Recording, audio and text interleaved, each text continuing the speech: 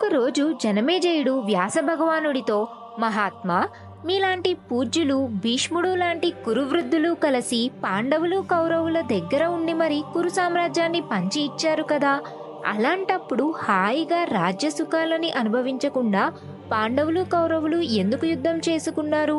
అసలు అన్నదమ్ముల మధ్య కలహం ఎందుకు పుట్టింది? నా తాత ముత్తాతల గురించి తెలుసుకోవాలని కోరికగా ఉంది, దయచేసి వివరించండి అని ప్రార్థించాడు. అప్పుడు వ్యాస భగవానుడు తన పక్కనే ఉన్న వైశంపాయనుడిని చూసి, వైశంపాయన, భారత కథను జనమేజయుడికి వివరించు అని ఆదేశించాడు. అప్పుడు వైశంపాయనుడు వ్యాస భగవానునికి నమస్కరించి మహాభారత కథను చెప్పడం ప్రారంభించాడు.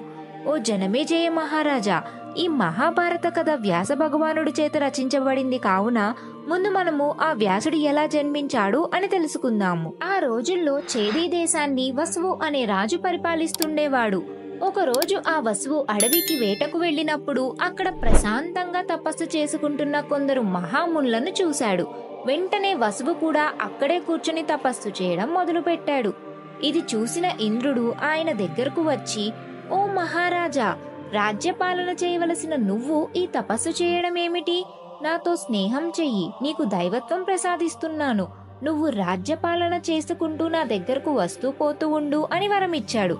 తరువాత ఇంద్రుడు వసువుకు ఏ ఆయుధమునకు లొంగని ఎన్నడూ వాడిపోని పుష్పములు గల ఇంద్రమాలను, అలాగే దుష్ట శిక్షణ శిష్టరక్షణ చేసే సామర్థ్యము గల వేణుయష్టి అనే వాహనాన్ని ప్రసాదించాడు. అప్పటి నుండి వసువు ఆ వాహనాన్ని ఎక్కి దేవలోకానికి వస్తూ పోతూ ఉన్నాడు. ఇంద్రుడి మీద ఉన్న అభిమానంతో వసువు ప్రతి సంవత్సరం తన రాజ్యంలో ఇంద్రుని ఉత్సవాలు జరిపించేవాడు. వసువు నివసిస్తున్న నగరానికి పక్కనే సుక్తిమతి అనే నది ప్రవహిస్తూ ఉంది. ఆ నది పక్కనే కోలాహలము అనే పర్వతం కూడా ఉంది. అతి సోయగంగా వంపులు తిరుగుతూ ప్రవహిస్తున్న ఆ నదిని చూసిన కోలాహలుడు మనసు పడి ఆ నదికి అడ్డంగా పడుకున్నాడు.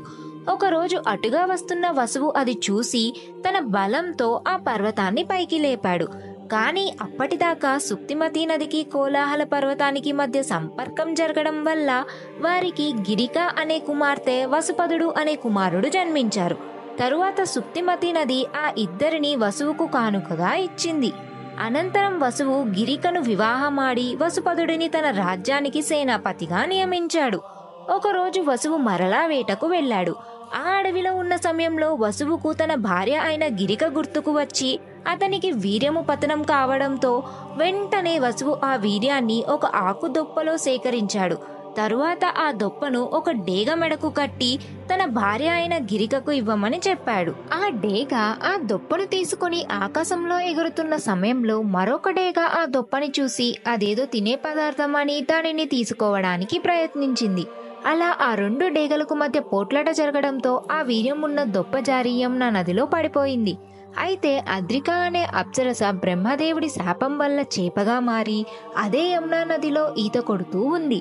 ఆ ఆకు దొప్పలో నుండి జారిన వసువు వీర్యము నేరుగా వెళ్లి ఆ అప్సరస నోట్లో పడడంతో కొంతకాలానికి ఆ అద్రిక గర్భం దాల్చింది. ఒకరోజు జాలర్లు వేసిన వలలో ఈ అద్రిక చిక్కింది.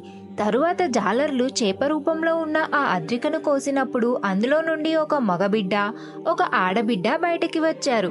వెంటనే అద్రిక అప్సరసగా మారి దేవలోకం వెళ్లిపోయింది. అనంతరం జాలర్లు ఆ బిడ్డలను తీసుకుపోయి తమ రాజైన దాసరాజుకు ఇచ్చారు.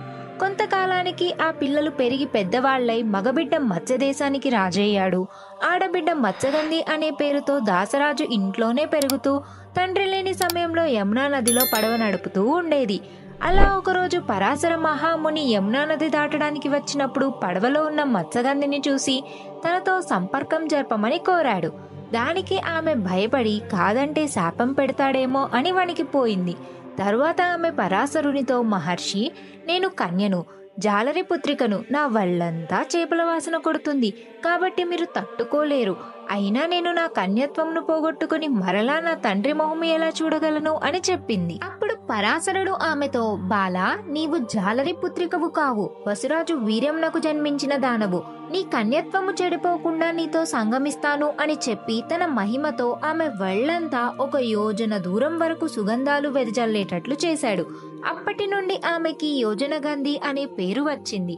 తరువాత మరలా ఆమె పరాశరుడితో, మహాత్మా, ఇది పట్టపగలు, మనం సంపర్కం జరిపితే అందరూ చూస్తారు అని మరో సాకు చెప్పి తప్పించుకోవడానికి చూసింది. కాని దానికి పరాశరుడు ఆకాశాన్ని మేఘాలతో కప్పివేసి లోకమంతా చీకటి చేశాడు.